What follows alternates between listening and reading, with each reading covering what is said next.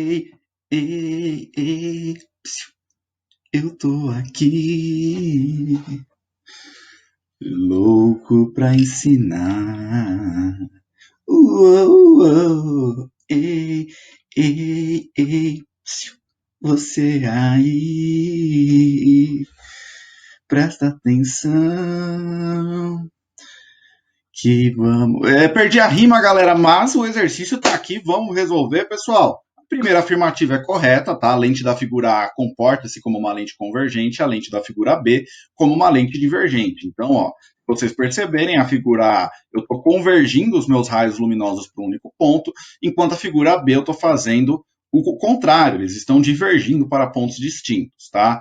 Pessoal, as afirmativas 2 e 3 são incorretas. A 2, por aquilo que eu comentei com vocês, sobre o índice de refração ser maior ou menor do que do meio, tá? Então ele fala aqui, ó, o comportamento do meio, o comportamento óptico da lente A não mudaria se ela fosse imersa em um líquido de índice de refração absoluto maior. Pessoal, mudaria. Ela deixaria de ser uma lente convergente e viraria uma lente divergente, tá? Eu comentei isso com vocês no vídeo passado. E a 3, para queimar uma folha de papel, concentrando-se a luz solar em apenas uma lente, uma pessoa poderia utilizar a lente B. Pessoal, ela poderia usar a lente B, sim, mas ela estaria errada, tá? Ela estaria utilizando a lente errada, a lente correta é a lente A, tá? Isso, a afirmativa correta para essa questão é a afirmativa 1, alternativa A de amor. É isso aí, ok? Meus amados, agora é o seguinte, nós temos 4 raios notáveis, e o que significam esses raios notáveis? São raios importantes para você conseguir desenhar a determinação de imagens depois através das lentes, tá? Percebam o seguinte, eu estou usando aqui como exemplo para vocês raios notáveis numa lente borda fina, tá? Porém, os mesmos raios com os mesmos comportamentos valem para as bordas grossas também, tudo bem? Então, ó, eu procurei fazer de uma forma bem didática. O primeiro raio notável que está em verde aqui é esse raio verde que passa pelo centro óptico, o segundo é esse vermelho, o terceiro é esse lilás e o quarto é esse azul, tá? Vou comentar com vocês cada um deles nessa imagem estática aqui que fica melhor, tá? Meus amados, é o seguinte, todo raio que incide no centro óptico ou no vértice, ele vai passar pela lente sem sofrer nenhum desvio, tudo bem? Então, se ele incidir no centro óptico, seja nessa direção, seja nessa direção, ele vai passar sem sofrer desvios, tudo bem? Não importando qual ângulo que ele está incidindo, tá? Ele pode incidir, por exemplo, aqui, ó, com esse ângulo, ele vai passar sem sofrer desvios, tudo bem? Meus amados, segundo raio notável, o que é que acontece? Todo raio que incide de maneira paralela ao eixo principal, então, ó, incide paralelo, ele vai, após tocar na lente, em direção ao foco. Tá? No caso de uma lente divergente, o que aconteceria? O prolongamento dos raios de luz viria para esse foco e o raio de luz mesmo ia para lá. Tá? Então, nesse caso aqui, ó, incide paralelo, vai no foco. Tudo bem? Terceiro raio notável. Incidiu no foco, ele volta paralelo. Tá? Então, toda vez que um raio de luz incide no foco, ele passa pela lente, e ao passar pela lente, ele vai paralelo ao eixo principal. Tudo bem? E o quarto raio notável, toda vez que um raio de luz incidir exatamente sobre o ponto antiprincipal, ele vai bater na lente e vai passar pelo ponto antiprincipal do outro lado, seja imagem ou seja objeto. Tá? Então, essa é a ideia principal.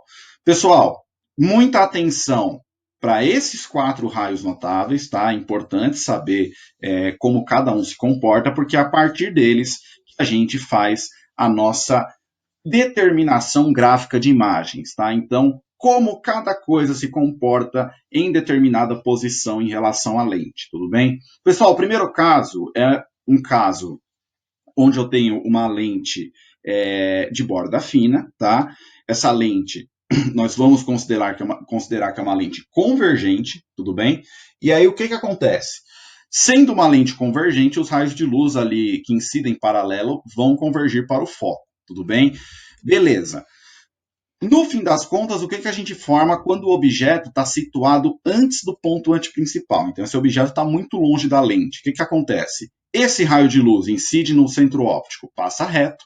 Esse aqui incide paralelo, ele refrata no foco, tudo bem? Olha a imagem sendo formada aqui no encontro dos raios de luz. A imagem é real, porque ela é formada pelos raios de luz e não por prolongamento deles, tudo bem?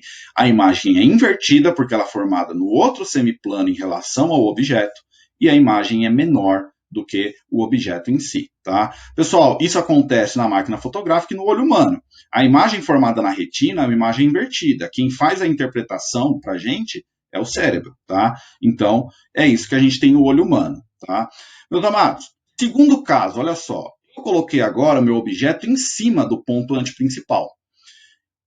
Raio incide na origem, passa reto, incide paralelo, refrata no foco, tá? Estou formando uma imagem aqui sobre o ponto antiprincipal do outro lado, que é invertida e do mesmo tamanho, porém, ela está invertida. Tá? E o que acontece? É uma imagem real porque é formada pelos raios de luz e não por prolongamento deles. Tá? Onde que isso acontece? Na copiadora, na Xerox. Tá? Eu estou formando uma imagem invertida e aí a própria máquina faz o papel de reinverter, tudo bem? Então, nesse caso aqui, eu coloco exatamente em cima do ponto antiprincipal. Por isso que você coloca ali a máquina de Xerox, quando você coloca o vidro um pouco afundado, você afunda um pouco o vidro e tenta tirar a Xerox, você já não essa Xerox já não sai com a mesma nitidez, tá? Porque tem que estar exatamente sobre o ponto antiprincipal, tudo bem? Pessoal, o terceiro caso que nós temos aqui é o seguinte: você tem um objeto que está entre o ponto antiprincipal e o foco, tá? Então eu aproximei ainda mais o objeto da minha lente, tá? Ainda falando de lente convergente. E o que acontece nesse caso? Nesse caso aqui está acontecendo o seguinte: eu estou formando uma imagem também invertida, maior agora que o objeto, e é uma imagem real porque é feita pelo prolongamento de raios de luz, tá? Projetores, o cinema é feito dessa forma, tá? Eu coloco o meu objeto aqui entre o ponto antiprincipal e o foco, tudo bem? A imagem formada é invertida, o próprio equipamento faz o papel de reverter essa imagem para a nossa visualização, tá? E é bastante utilizado aí, principalmente nessa parte de projeção entre o antiprincipal e o foco, tá? Galera, exatamente em cima do foco eu tenho uma imagem imprópria. O que é imagem imprópria? Os raios de luz eles não vão se encontrar e nem o prolongamento deles.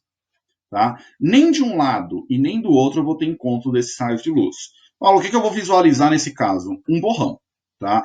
Então, quando eu tenho a imagem exatamente em cima do foco, eu visualizo um borrão, é uma imagem imprópria. Tá? Perceba o seguinte, nem desse lado e nem do outro lado esses raios de luz vão se encontrar, eles são raios de luz paralelos entre si. Tá? Então, imagem imprópria formada nesse quarto caso.